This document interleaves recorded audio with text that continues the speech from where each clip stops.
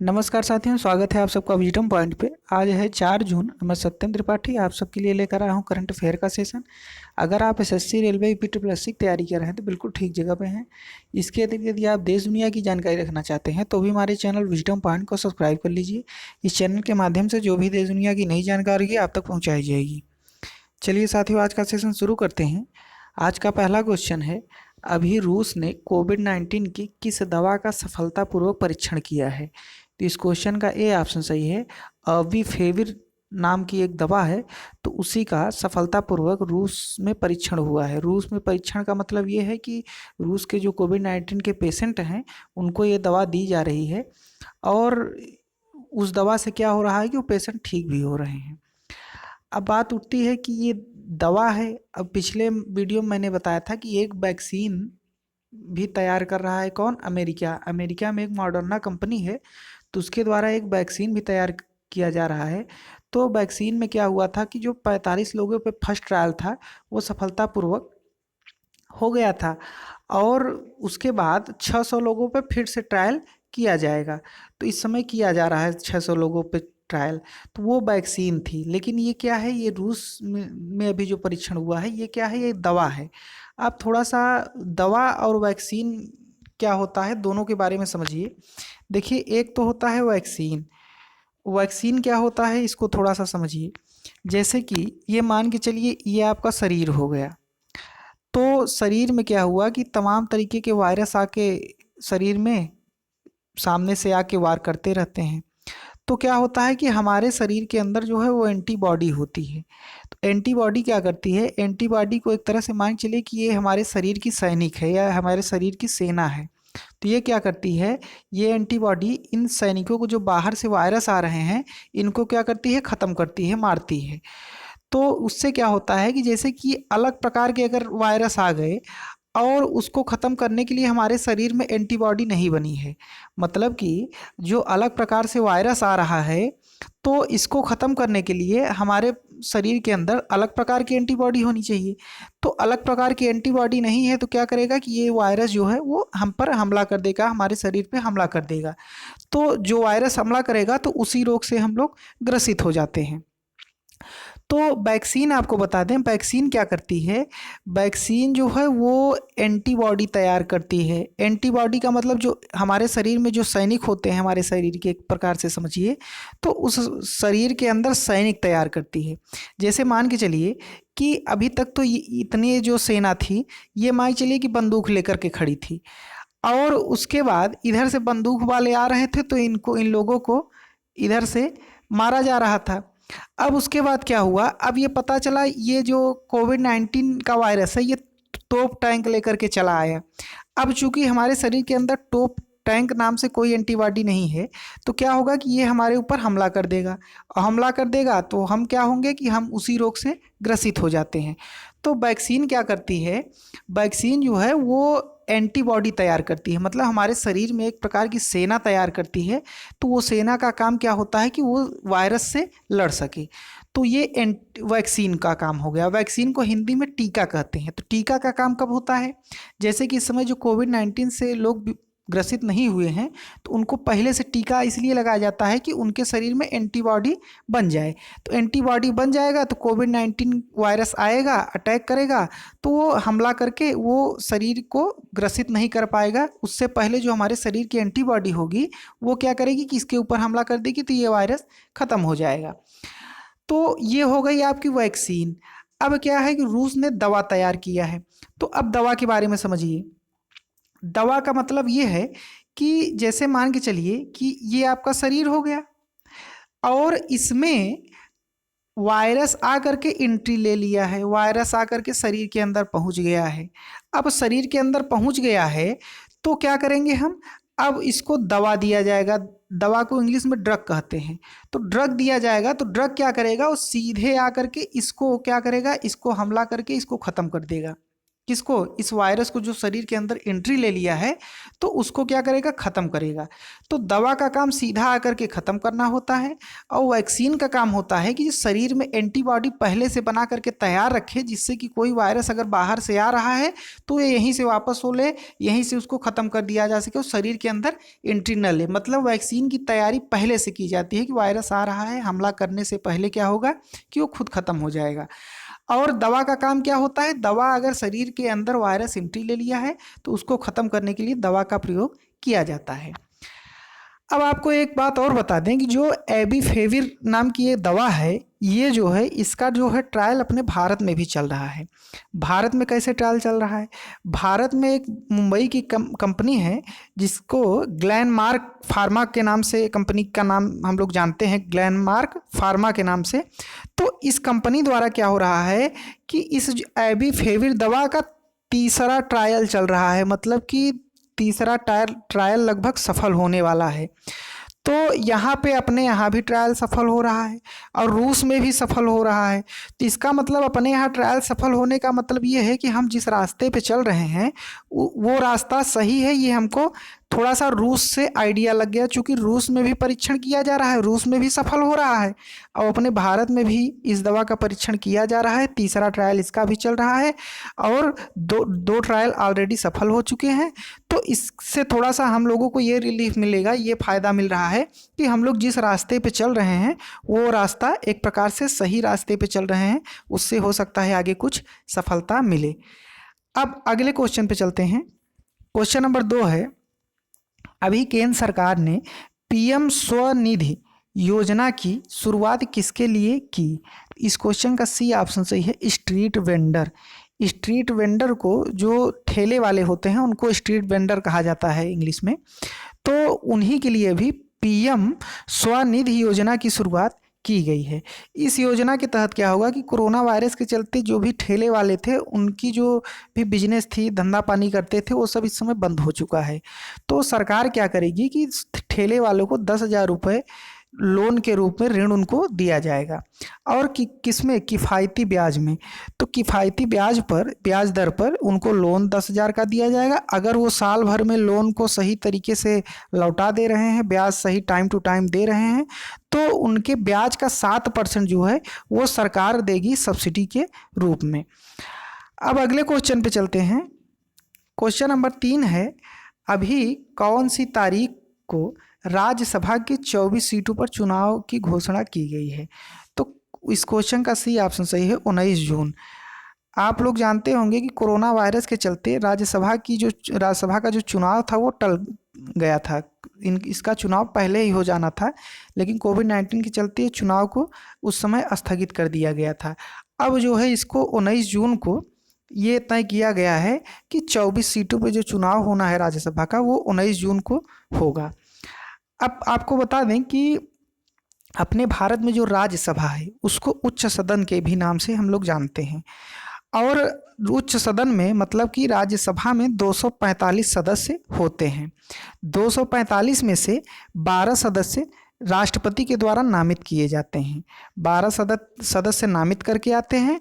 बाकी जो 233 सदस्य बचते हैं, अगर 245 में से 12 घटा देंगे तो 233 सदस्य जो बच रहे हैं उनका क्या होता है कि उनका चुनाव होता है, वो चुनाव के द्वारा राज्यसभा में आते हैं। अगर हम राज्यसभा के कार्यकाल की बात करें तो राज्यसभा का जो कार्यकाल होता है राज्यसभा के सांसद का, वो 6 वर्ष का होता है, जबकि लोकसभा के सांसद का कार्यकाल 5 वर्ष का होता है। अब अगले क्वेश्चन पे चलते हैं। क्वेश्चन नंबर 4 है, अभी कोविड-19 पर बिहाइंड द मास्क नाम से पुस्तक किसके द्वारा लिखी गई? इस क्वेश्चन का बी ऑप्शन सही है, मोहम्मद अब्दुल मन्नान द्वारा कोविड-19 पर बिहाइंड द मास्क नाम से एक पुस्तक लिखी गई है। इस पुस्तक में क्या है कि इसमें पूरा लिखा गया है कि कोरोना वायरस कहाँ से कैसे चला आया और उसके बाद आने के बाद क्या क्या हुआ, मतलब कि सारा अपडेट कोविड-19 का इस किताब में लिखा गया है, इस पुस्तक में लिखा गया है। किसके द्वारा? मोहम्मद अब्दुल मन्नान के द्वारा लिखा गया है। अब अगले क्वेश्चन पे चलते हैं। क्वेश्चन नंबर 5 है, अभी मूडी ने कितने वर्षों में पहली बार भारत की रेटिंग को घटाया है? इस क्वेश्चन का सी ऑप्शन सही है, 22 वर्ष। आपको बता दें कि मूडी ने भी क्या किया है कि जो भारत की रेटिंग है, रेटिंग को क्या किया है कि 22 वर्षों में पहली बार घटा दिया है। अब बात उठती है कि ये मूडी है क्या। तो आपको बता दें कि 3 कंपनियां जो हैं वो क्या करती हैं, विश्व की रेटिंग बताती हैं, विश्व के हर देश की रेटिंग बताती हैं कि इस देश में क्या रेटिंग है, अमेरिका में क्या रेटिंग होगी, फ्रांस में क्या रेटिंग होगी, रूस में क्या रेटिंग होगी, चीन में, मतलब जितने भी देश हैं हर देश की रेटिंग बताती हैं। ये कौन सी कंपनी है, जैसे आपका पहला हो गया मूडी हो गया, ये बताती है रेटिंग। दूसरा फिच हो गया, तीसरा स्टैंडर्ड एंड पुअर्स हो गया। ये 3 कंपनियां जो हैं वो विश्व के जितने भी देश हैं उनकी ये रेटिंग बताने का काम इनके द्वारा किया जाता है। अब अगर मूडी की बात करें तो मूडी जो है वो अमेरिकन कंपनी है, मतलब अमेरिकन रेटिंग एजेंसी है। और स्टैंडर्ड एंड पुअर्स की बात करें तो ये भी अमेरिका की ही एजेंसी है। अगर हम फिच की बात करें तो फिच का मुख्यालय अमेरिका में भी है और लंदन में भी है। तो ये अमेरिका लंदन इसको कहते हैं, तो इसका मुख्यालय दोनों जगह है, तो ये दोनों जगह की मानी जाती है। तो ये 3 कंपनियां, 3 एजेंसियां क्या हो गई, रेटिंग बताने वाली। तो अभी मूडी ने क्या किया है, मूडी ने भारत की रेटिंग अभी बताया है, कहाँ से कहाँ, BAA2 से BAA3 पर बताया है कि BAA2 से भारत की जो रेटिंग है वो BAA3 पर आ गई है या आ जाएगी। तो अब बात उठती है कि रेटिंग इस समय हमारा घटा करके बताया जा रहा है। अब आप लोग सोच रहे होंगे कि इनको क्या मिलता है रेटिंग घटाने बढ़ाने के लिए, या क्यों ऐसा करते हैं। तो आपकी जानकारी के लिए बता दें कि जैसे कि अपने गांव या शहर में आप लोग देखते होंगे कि कुछ लोग होते हैं जैसे रिटायर वगैरह होकर के आते हैं, तो वो लोग क्या करते हैं कि गांव की चाय की दुकान होती है गांव के बाहर, वहीं पे बैठ करके दिन भर समाज सेवा करते रहते हैं।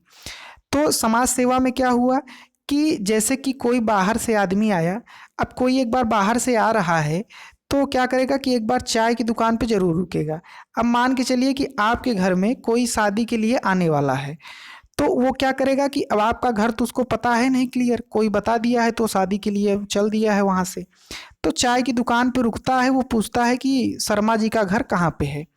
तो शर्मा जी का घर जब पूछता है तो वो जो समाज सेवी दादाजी बैठे रहते हैं वहाँ पे पहले से, गांव के जो समाज सेवी होते हैं, तो वो क्या करते हैं, पूछते हैं कि भैया शर्मा जी के यहाँ आप लोग क्यों जा रहे हैं।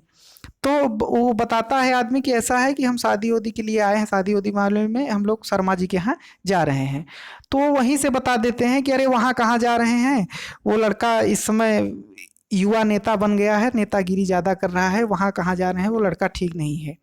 अब इतना बता दिए तो वो शादी वाले पूछते हैं कि भैया अच्छा और कोई कमी बेसी कुछ बताइए। तो बस कहें बस वो ठीक नहीं है, बस हो गया। तो ठीक नहीं है तो वो शादी वाला समझ जाता है कि वहाँ जाने से मतलब हमको नहीं है, अब हमको दूसरी जगह देखना होगा। तो इसी प्रकार से जो ये रेटिंग एजेंसियाँ होती हैं ये क्या करती हैं कि ये हर देश की रेटिंग बता देती हैं कि इस साल में इस देश की रेटिंग क्या होने वाली है, ये एडवांस में बता देती हैं। तो इससे क्या होता है कि जैसे कि जो विदेश के इन्वेस्टर्स होते हैं उनको वो इन कंपनियों के रेटिंग को रीड करके आते हैं। जब इन कंपनियों की जो रेटिंग होती है रीड कर पढ़ लेते हैं कि किस देश में हमको पैसा लगाने से, अब भाई जिसका रेटिंग गिर रहा है तो उसमें क्या होगा कि अगर कोई कंपनी डालेगा तो वो माइनस में ही जाएगा, प्लस में होने की संभावना कम है। तो जो इन्वेस्टर्स होते हैं वो इन कंपनियों की रेटिंग को पढ़ के आते हैं, इन एजेंसियों की, जैसे Moody, Fitch, Standard and Poor's हो गया, तो इन एजेंसियों की रेटिंग को पढ़ करके आते हैं। और पढ़ने के बाद जिसकी रेटिंग सही रहती है जिस देश की, तो वहाँ पे अपना जा कर के इन्वेस्टमेंट करते हैं। तो आपको बता दें कि जैसे कि ये मूडी ने भी रेटिंग हमारा बताया भारत का अपने BAA2 से BAA3 पर पहुँच गया है। तो अब इससे क्या होना चाहिए, इससे ये होना चाहिए कि इन्वेस्टर की कमी होनी चाहिए। तो इन्वेस्टर की कमी का मतलब सेंसेक्स को नीचे गिरना चाहिए। लेकिन अभी हुआ क्या कि सेंसेक्स जो है वो 3200 ऊपर और चला गया, 3200 और बढ़ गया वो। अब ऐसा क्यों हुआ, अब मूडी ने तो रेटिंग बता दिया कि ऐसा ऐसा है, लेकिन हमारे प्रधानमंत्री नरेंद्र मोदी जी आए एक दिन और सभी कंपनियों को बैठा करके वीडियो कॉन्फ्रेंसिंग के माध्यम से अपना कुछ जुगाड़ बता दिए उनको कि ऐसे ऐसे करिए ये हो जाएगा। तो उनको जुगाड़ बताने के बाद क्या हुआ कि रेटिंग मूडी के बताने के बाद घटने की बजाय रेटिंग क्या हुआ, 3200 जो हमारा सेंसेक्स है वो 3200 और ऊपर चला गया, सेंसेक्स को घटने की बजाय सेंसेक्स बढ़ गया। अब आप लोगों को ये क्वेश्चन थोड़ा सा समझ में आ गया होगा। अब अगले क्वेश्चन पे चलते हैं। क्वेश्चन नंबर 6 है, अभी रेलवे द्वारा कोविड-19 रोगियों के लिए किस शहर में पहला आइसोलेशन कोच लगाया गया? इस क्वेश्चन का सी ऑप्शन सही है। दिल्ली में रेलवे द्वारा अभी कोविड-19 रोगियों के लिए पहला आइसोलेशन कोच लगाया गया। अब अगले क्वेश्चन पे चलते हैं। क्वेश्चन नंबर 7 है, अभी किस राज्य सरकार द्वारा शराब पर अतिरिक्त उत्पाद शुल्क लगाने का निर्णय लिया गया? इस क्वेश्चन का बी ऑप्शन सही है, पंजाब। आप लोग जान लीजिए कि पंजाब वाले जो भी हमारे वीडियो को सुन रहे हैं, तो आपको बताना चाहते हैं कि पंजाब सरकार ने अभी ये निर्णय लिया है कि 2 रुपये से 50 रुपये तक का अतिरिक्त कोविड-19 शुल्क इस पर लगाया जाएगा, अतिरिक्त शुल्क लगाया जा रहा है। तो शराब पर जो 2 से 50 रुपये तक का अतिरिक्त शुल्क लगाया जा रहा है, वो क्या किया जाएगा, जो इससे पैसा इकट्ठा होगा तो उसको कोविड-19 के ऊपर खर्च किया जाएगा। जो भी राज्य सरकार में कोविड-19 के जो भी दिक्कत होगी, तो कोविड-19 पर इस पैसे को खर्च किया जाएगा, अतिरिक्त पैसे को। अब अगले क्वेश्चन पे चलते हैं। अब बात अगर पंजाब की है, तो पंजाब की राजधानी चंडीगढ़ में है। मुख्यमंत्री वहाँ के कैप्टन अमरिंदर सिंह हैं, राज्यपाल वहाँ के बीपी सिंह बदनौर हैं। चलिए अब अगले क्वेश्चन पे चलते हैं। क्वेश्चन नंबर 8 है, अभी केंद्र सरकार द्वारा मेघालय को जल जीवन मिशन के लिए कितने करोड़ रुपए की मंजूरी दी है? तो इस क्वेश्चन का सी ऑप्शन सही है, 175 करोड़ रुपए। केंद्र सरकार ने अभी क्या किया है कि मेघालय राज्य को जल जीवन मिशन के लिए 175 करोड़ रुपए देने की मंजूरी दे दी है। अब बात उठती है कि जल जीवन मिशन क्या है। तो मैंने पिछले वीडियो में भी बताया था कि जल जीवन मिशन के तहत क्या होगा कि 2024 तक टारगेट रखा गया है कि हर घर में स्वच्छ पीने लायक जल पाइप के द्वारा पहुंचाया जाएगा। तो इसी जल जीवन मिशन के लिए मेघालय में भी 175 करोड़ रुपए केंद्र सरकार द्वारा दिया गया है। अब मेघालय की बात है, तो मेघालय की राजधानी शिलांग में है। मुख्यमंत्री वहाँ के कॉनराड संगमा जी हैं और राज्यपाल वहाँ के तथागत रॉय जी हैं। अगले क्वेश्चन पे चलते हैं। क्वेश्चन नंबर 9 है, अभी डीआरडीओ द्वारा कीटाणु शोधन के लिए किस बूथ का निर्माण किया गया? इस क्वेश्चन का ए ऑप्शन सही है, अल्ट्रा स्वच्छ। आप लोग जान लीजिए कि अल्ट्रा स्वच्छ नाम से एक बूथ तैयार किया गया है। किसके द्वारा? डीआरडीओ के द्वारा। डीआरडीओ का पूरा नाम डिफेंस रिसर्च डेवलपमेंट ऑर्गेनाइजेशन है। तो इसी के द्वारा भी अल्ट्रा स्वच्छ नाम का एक बूथ तैयार किया गया है। इस बूथ के माध्यम से क्या होगा कि जैसे जो डॉक्टर्स पीपीई किट पहनते हैं, उनके साथ साथ जो भी हमारे इलेक्ट्रॉनिक आइटम हैं, उसके साथ साथ कपड़े आदि को क्या होगा कि इस बूथ के अंदर आप लोग इसको रख देंगे। किसको? पीपीई किट को। इलेक्ट्रॉनिक आइटम हो या तो कोई कपड़ा वगैरह हो, इन सब को रख देंगे। तो इस बूथ के अंदर क्या होगा कि कुछ देर बाद ये जो भी आइटम हम रखेंगे वो उसको कीटाणु रहित कर देगा। मतलब कि जो हम लोग इसे सैनिटाइज करते हैं, तो अब जैसे इलेक्ट्रॉनिक आइटम कोई हुआ तो उसको सैनिटाइज करेंगे तो क्या होगा, वो ख़राब हो जाएगा। सैनिटाइजर उस पर डालेंगे अगर तो वो ख़राब हो जाएगा। तो इसके लिए अभी डीआरडीओ ने अल्ट्रा स्वच्छ बूथ नाम से एक बूथ तैयार किया है, अल्ट्रा स्वच्छ नाम से। तो उसके तहत क्या होगा कि उसमें अगर रखेंगे आप लोग, तो कुछ देर बाद क्या होगा कि जो भी चीज़ रखेंगे आप उसको कीटाणु रहित कर दिया जाएगा इस बूथ द्वारा। अगले क्वेश्चन पे चलते हैं। क्वेश्चन नंबर 10 है, अभी इस्पात मंत्रालय के नए सचिव कौन बने हैं? तो इस क्वेश्चन का ए ऑप्शन सही है, प्रदीप कुमार त्रिपाठी जो है वो इस्पात मंत्रालय के नए सचिव नियुक्त हुए हैं। अब अगर हम इनके बारे में बता दें कि जो प्रदीप त्रिपाठी हैं, इससे पूर्व ये कार्मिक व प्रशिक्षण विभाग के विशेष सचिव थे। अब इस्पात मंत्री की बात करें तो जो हमारे धर्मेंद्र प्रधान जी हैं वो हमारे इस्पात मंत्री हैं। अगले क्वेश्चन पे चलते हैं। क्वेश्चन नंबर 11 है, अभी विश्व साइकिल दिवस कब मनाया गया? इस क्वेश्चन का बी ऑप्शन सही है, तो 3 जून को विश्व साइकिल दिवस मनाया गया है। 2018 में यूनाइटेड नेशन ने क्या किया कि 3 जून को साइकिल दिवस मनाने का घोषणा किया था। तो तब से 3 जून को विश्व साइकिल दिवस मनाए जाने लगा। अब बात उठती है विश्व साइकिल दिवस मनाने से क्या फ़ायदा होगा। तो आप लोग जानते हैं कि जितना ज़्यादा साइकिल पे आप लोग जोर देंगे तो उससे क्या होगा कि पर्यावरण भी हमारा सुधरेगा और जो है सेहत भी हमारी ठीक ठाक हो जाएगी। तो इसी को देखते हुए अभी विश्व साइकिल दिवस 3 जून को मनाया गया। उम्मीद है साथियों सारे क्वेश्चन आपको अच्छे से समझ में आ गए होंगे। अगर ये वीडियो पसंद आया हो तो इसको लाइक कर दीजिएगा और अपने दोस्तों के साथ इसको शेयर भी कर दीजिएगा। और जो लोग नए हैं हमारे वीडियो को पहली बार सुन रहे हैं तो उनसे निवेदन है कि हमारे चैनल को सब्सक्राइब कर लीजिए। और जो भी पुराने व्यूअर हैं वो अगर हमारे चैनल को सब्सक्राइब ना किए हों तो हमारे चैनल को सब्सक्राइब भी कर लीजिए, क्योंकि आप लोग व्यू तो आ जाता है लेकिन सब्सक्राइबर नहीं बढ़ रहे हैं। तो उम्मीद है साथियों सारे क्वेश्चन आपको अच्छे से समझ में आ गए हों। पूरा वीडियो सुनने के लिए आपका बहुत बहुत धन्यवाद।